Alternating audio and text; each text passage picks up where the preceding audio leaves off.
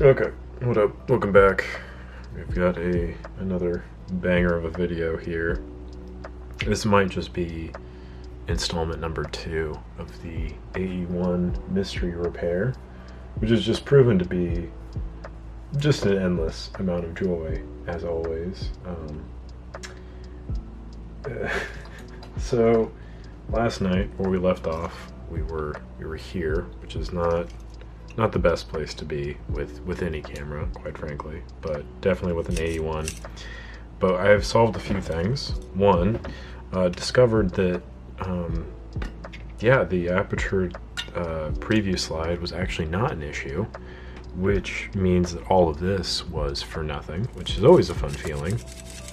But due to the fact that I did all of this, which is again not fun, I added about 2 hours of work to this camera, but in the scope of doing that, I was able to access the Aperture armature, whatever, gear mechanism, and clean that out, get new lube in there, and then also was able to get to the mirror gears to hopefully clean out that shutter squeal. So yes, annoying, but a little bit of a redemptive arc there. So overall, pretty good about that. The annoying thing though is that I was thinking that the sliding was due to anything really, but I think it's just because this thing is so gunked up. Like quite literally, I think that was the cause of it. Because if I hold it at like a certain angle, I can get it to slide in. But it just depends. Sometimes it's easier than others. I don't know about dinosaurs. Not chillins. Hope you can see all of them. I know this one's a little bit overexposed. I might actually, while we're looking at it, I'm gonna swap this one with this one. It's a little darker, so it won't get as blown out. That one sits right there. There we go. There you can see all of them, except for that one, which is being covered currently. Anyway, it doesn't matter. We do love dinosaurs on this channel. That is goes without saying. Yeah, so basically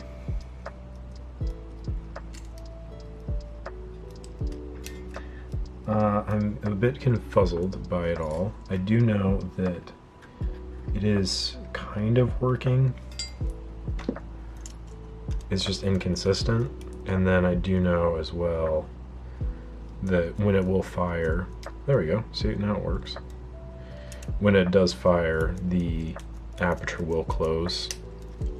So technically it works, but basically my thing is the aperture preview doesn't work. And if it doesn't work, then it's not like a huge detriment to the camera, but it is something that should work. So I would like for it to work a little more consistently. I really just think it needed to be cleaned.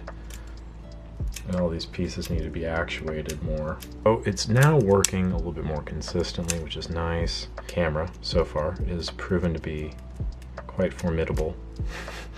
This is one of those where it comes in with one problem, and then due to just my kind of knowledge about the system itself, I uncover many more issues with the camera. We're gonna put it back together now, I think. So I think it's about as good as it's gonna get. If you remember in the earlier video, or I guess earlier in this video, I'm not entirely sure how I'm gonna split this up just yet, but I did talk about the mirror was not returning as consistently or reliably as it normally should and or does.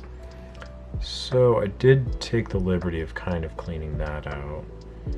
And now what I'm doing is just making sure that in the midst of like jostling all of this around, I didn't accidentally tear something. Because don't ask me how many times that's happened. Like spending hours on a system and then like put it all back together and it's still not working. And it's like, oh, why is that? And then I notice like just this micro fracture in the flex circuit. It's only happened a lot. So there we go. Just have to push that up there. Now there's a few points, oh, that just fits like a bug in a rug. Beautiful. There's a few points that need to be taken into account when putting this back together. We'll run over that quickly, but first and foremost, there's a floating gear that sits up here. This is the kind of tensioning gear for the frame counter. I don't know where this is focusing at. I'm sorry, I'm not even paying attention to how this is focusing. This little like plastic gear right there, you can kind of barely see it. That needs to be sat up in a very particular position. It is a massive pain in the ass to do, but it is very important. Otherwise, your frame counter will just not work. Double check. I got some bread in the oven right now too, so this is kind of one of those race to the finish repairs. I want to get this kind of put back together in the next 10 minutes. One, because I don't want this video to be an hour plus long, and I kind of want to be done with this repair. And two, the bread will burn. So really a lot riding on this right now. Okay, so now that's kind of back to where it needs to be. Now, if we remember correctly, this had fallen off, this little brass arm there. Fortunately, I know how it gets put back on there, so I will demonstrate that now. This little prong thing gets connected to that latching mechanism. And if you remember, I discussed in a previous video how that latching mechanism serves as the tensioning rod for the, it's not the tension rod, but the catching mechanism for the advance stopper, basically. And I've kind of made a big deal about it, and it is a very big deal, but yeah, if the plastic piece here snaps, that's not going to be able to stop the advance. You basically get an auto advance for the AE-1. Unfortunately, it is a lot more difficult to repair than it is on like an ME Super or on the FE or on any of the other like Pentax M body systems, because basically unless I'm able to 3D print a part,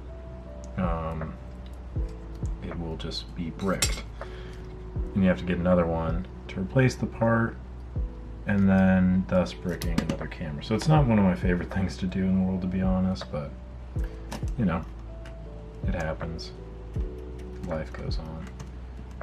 Okay, that didn't get set properly. That's better. So yeah, basically there's a little notch in the bottom in the base of the camera here. I don't even know what we're focusing at, to be honest. I'm sorry, this is kind of a mess. It's like wanting to focus on this, and I don't know why. It's like my hand's over here, just over here. You want this to be sitting straight up and down, like so. There is a little notch in the body of the camera that should get that to sit properly in. So now that that is taken care of, I'm going to put the body screws in while I'm thinking about it. And again, remember, the kind of plain screws go in the top here, so the more decorative screws, the ones that you see. And then these shoulder screws will go right in the base here, and those get covered up by the leather. Anywho, yeah, I think everything should work now. I'm curious, though, if the aperture lever will work now that it's all kind of put back together. Obviously, there's still like a lot of the camera I need to put back together before it works properly, but for the most part, that's set back in properly. I'm feeling pretty positive, which is good. That's an important place to be, is feeling positive. That's, I think, about 90% of camera repair work is positive outlook, and then the other 10% is bullshit. Oh yeah, and I made a video a while ago talking about this, and I was like pumped because I'd like just met a dude that had like a 3D printer, and he was like super down to help me out, and we were gonna like experiment with the parts and stuff. And basically what I wanted to do was like make like a spec piece for it, like with a 3D printer. And then when I have that, I would like send it into like some kind of like fabrication lab or whatever and like make metal versions of it. Because the issue with the plastic ones is because one, they're really old, and two, it's like a very high tension area, so they just are prone to failure over time. So I'd want to make it so it's like an unstoppable thing. And the metal ones, like the metal is pretty thin, but it still seems to hold up a lot better than the plastic ever did. But anyway, the dude, I don't think the person that I'm talking about watches my stuff, so I'm just gonna speak freely here. That dude was like married to kind of a friend of mine, and then I think they got divorced. I don't know exactly. I don't like asking these things, but regardless, I don't have his information, his contact information, and I'm pretty sure that that bridge has been burnt. And I'm a little bummed about that, because what a great opportunity that would have been. Something's happening. I'm not entirely sure what, but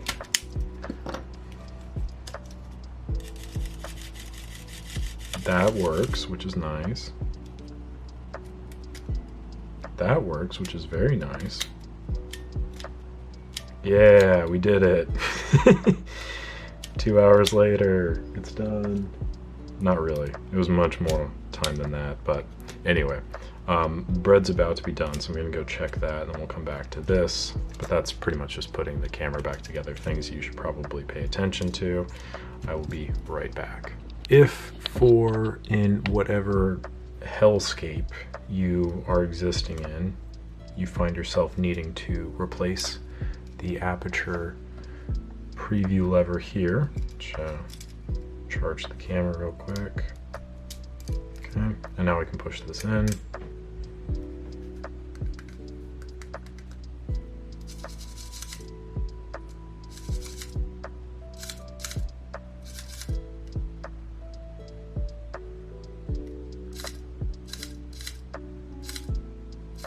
Way in which you can replace this is not super easy, so you're gonna have to remove the mirror box from the body of the camera, and you can't just kind of cheat it like how I did in my recent video. You have to take the whole thing apart, unfortunately, because you have to access this screw back here, which is the arm mechanism basically for this system.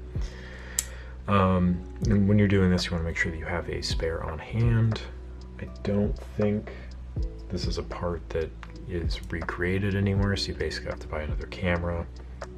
Honestly, if it was me, I would just not deal with this, but if you're really interested, that's what you have to do. And then from here, it's very important that you memorize how this hole goes out, because it's very important. It's a tension-based mechanism here. What we have is the housing for the lever itself, and then this right here, which is the stopper. The stopper is held in by this brass tensioner. So then when you push down on this, it'll slide it back. So in order to maintain that tension, there's this spring system here, which you'll notice that the long arm sits on this side of this little nub right there, and then the short end goes on the other side of this flathead screw right there. Now I want to make sure that this claw mechanism is holding here just like that, and that the housing for the screw sits well. Sometimes this piece is either drilled in or like pressured in, or sometimes this is a screw. It could be like a flathead screw. It just kind of depends on the model. I don't know if there's like any science behind that, but I just know that sometimes it's this and sometimes it's a little screw. I prefer the screw because it's a little bit easier to undo. If it's this, you kind of have to like dig it out of there and then try to puncture another one in. It's kind of a mess, but anyway, so that's how you rehouse that. Make sure that it's sitting properly, and then yeah, should work just fine. But again, outside of like the cosmetic differences, I would say try to avoid this if at all possible, but it does improve the functionality of the system because it gives you the option to stop down the lens and check focus and stuff like that. So kind of important, but also kind of frustrating. And then you have to put the whole thing back together. If the plastic housing around here is fallen off. Pretty much SOL on that, unfortunately, because as you can tell here, it's pretty much just grommeted on. There's no screws, there's no replacement. You could punch it out and then try to replace it with another one, but again, you'd have to get another camera. It's not a very common thing when this goes wrong, but when it does, it's kind of a headache to try and fix. So that is all. I hope this was helpful. Don't try this yourself. It is way too much work. And you'll likely just mess up your camera and give yourself a headache. So anyway, that is it. If you have any questions, comment down below. Thank you for watching. Catch you on the next one.